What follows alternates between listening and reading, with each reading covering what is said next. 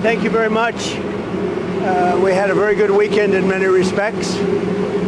We're seeing phenomenal numbers in terms of the business we do with other countries and the business we do within our own country. I mean, really phenomenal numbers. We'll be announcing a new statistician sometime over the next 3-4 days.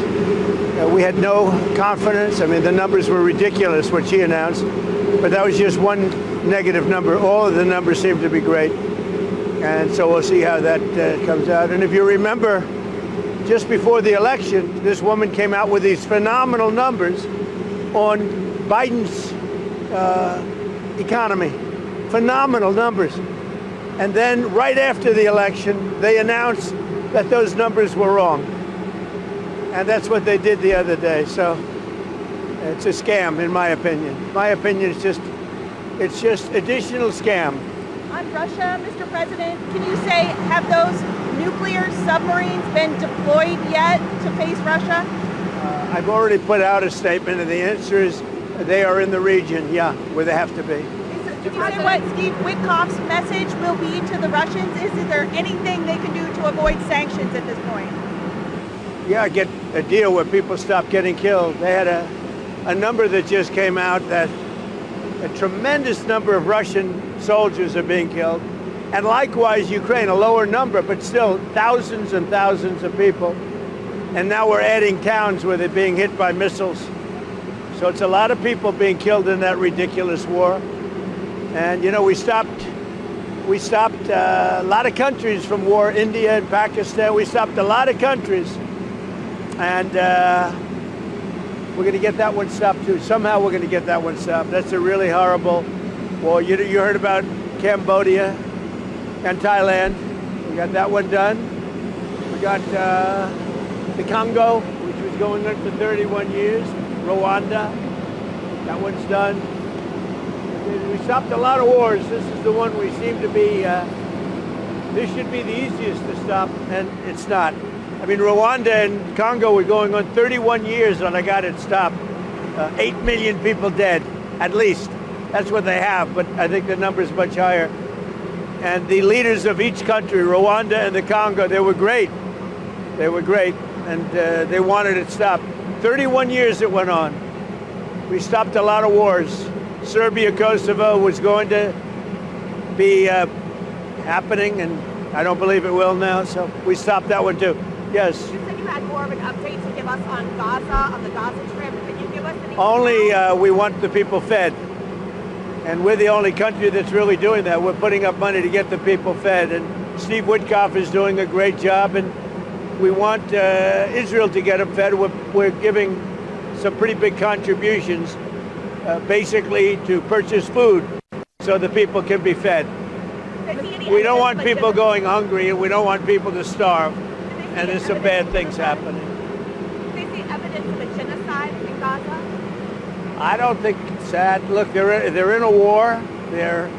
Some horrible things happened on October 7th, as you know. It was a horrible, horrible thing. One of the worst I've ever seen. I've seen a lot of bad things since I'm president in terms of wars and potential wars. I mean, if you look at the one that we just stopped, there are thousands of people being dead already at the border between Thailand and Cambodia. Thousands of people.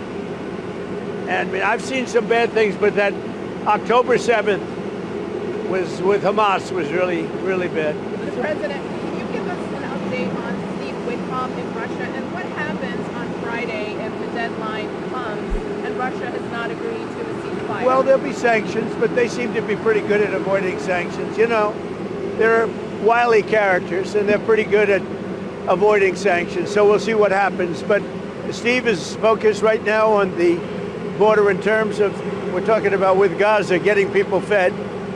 And he may be going, I think next week, Wednesday or Thursday, may be going to Russia. They would like to see him. They've asked that he meet, so we'll see what happens. Mr. President, what advice do you have for Republicans on Capitol Hill heading into midterms? What do they need to do? What can they do to, hold? Well, one of the things they're going to be talking about pretty soon are the tremendous drop in drug prices. You know, we've cut drug prices by 1,200, 1,300, 1,400, 1,500%. I don't mean 50%, I mean 14, 15, 100%. Because we're going favored nations. We want the same price as Europe gets. We want the same price as other country gets. And over the years, 25, 30 years ago, it started where they were charging us much more. And I put an end to it, with the letter that you saw last week. So I think that's going to be a point. I don't know how anybody could win an election if they're on the other side of that issue. So we'll be dropping drug prices. It'll start over the next 2 to 3 months by 1,200, 1,300, and even 1,400% and 500%, but not just 50% or 25%, which normally would be a lot, because the rest of the world pays much less for the identical drug, and we're going to be paying the same thing. We're going to have a favored nations. We will pay as low as the lowest nation in the world. And then, Mr. President, I think it just came out $29 billion in July taken in tariff revenue.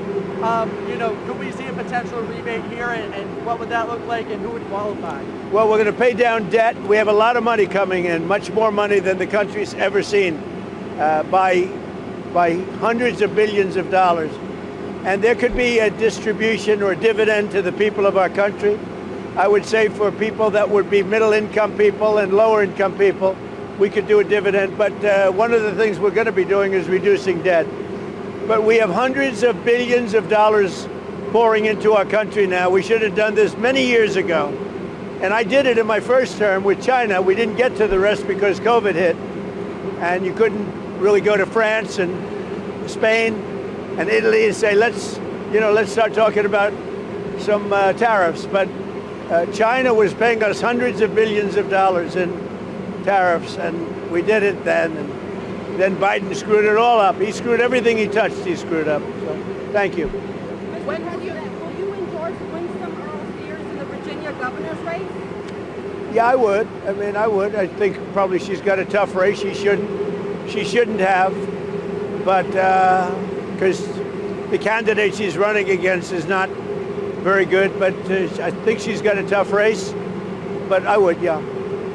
When will you swear in Jeanine Pirro to be the I will happily swear in Jeanine Pirro, who's going to be fantastic at what she does in D.C. Over the next very short period of time.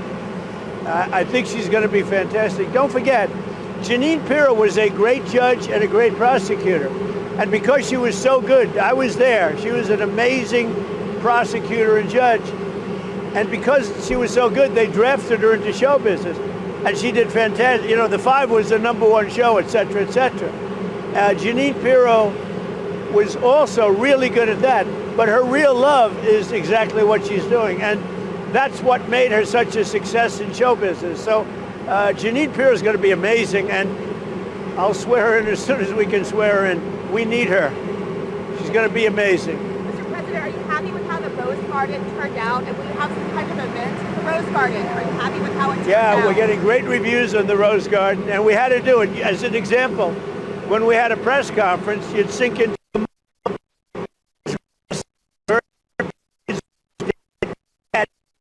it would take 3, 4, 5 days for it to dry out, and we couldn't use it for really the intended purpose. So whether they had events or they had news conferences, we couldn't use it. And it's a beautiful white stone, and it's a stone that's the same color as the White House itself. And because it's very white, it's going to reflect the heat. It's not going to be very hot, like if you had a dark stone. So, yeah, we've gotten great reviews on the Rose Garden.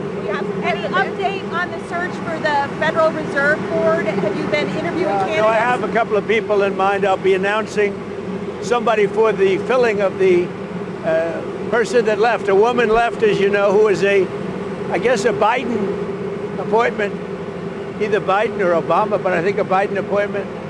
And she left early, and I think she left because she agreed with me on interest rates, and yet they were on the other side of the ballpark, right? So I'll be announcing that probably over the next couple of days. Mr. President, one more on tariffs here. As you continue to, pile up these trade deals, are you kind of gaining more leverage over countries that haven't come out? Yeah, I'm not looking for leverage. I'm looking for fairness. We want reciprocal as much as possible. Sometimes reciprocal would be too much for them to handle because it would be a much bigger number. But we want to see some reciprocity. We want to see reciprocal wherever we can. And all I can say is this: our country will be taking in hundreds of billions of dollars. You just said it. Already we're taking in, billions and billions of dollars. And it was very unfair. The world treated us very unfair. But the next big move is going to be the price of drugs. Because you could buy something in London or in Germany, someplace in Germany or many countries where it's 1/10, 1/3, 1/4, but sometimes 1/10 the price of what it costs to buy it in New York or some other place. And we're not doing that anymore. We're not allowing that anymore. That started many years ago when people were asleep at the wheel in this country, and they allowed that to happen, and I'm stopping it. I'm the UN ambassador. Will that still be a cabinet level position, sir, or not? I don't know. I haven't determined that yet. That's a good question. I'll make a decision. He's a very good guy, but I'll make a decision. Mr. President, what is your relationship with Laura Loomer? What kind of influence with Laura Loomer? What kind of influence does she have in the White I think House? she's very nice. I mean, I know she's known as a radical right, but I think Laura Loomer is a very nice person. I've known her for a long time. And, personally, I think she's a patriot. And she gets excited because of the fact that she's a patriot. And she doesn't like things going on that she thinks are bad for the country. I like her. Okay? President, actress Sydney Sweeney came out this weekend that she was a registered Republican. Any thoughts on that? That who was? Sydney Sweeney. She's like a very hot actress right now. She's a registered Republican? Yes. Oh, now I love her ad. Is that right? Is Sydney Sweeney? You'd be surprised at how many people are Republicans. That's what I wouldn't have known, but I'm glad you told me that. If Sydney Sweeney is a registered Republican, I think her ad is fantastic. Okay, thank you very much, everybody. Thank you, Mr. President.